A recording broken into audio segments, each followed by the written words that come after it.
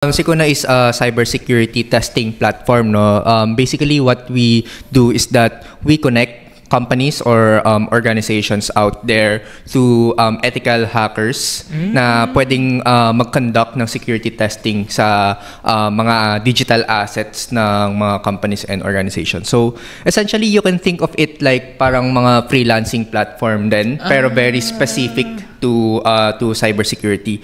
So ngayon may meron lang may mga different services kami na parang it just filters out kung sino yung mga magpa-participate doon sa cybersecurity testing. So meron kaming mga in-house na cybersecurity professionals na pwedeng mag-conduct ng testing, typically for vulnerability assessment and penetration testing for compliance purposes. But for a more cost-efficient solution naman, meron kaming community of ethical hackers na nagpa-participate naman sa mga bug bounty programs na nirarun ng mga organizations.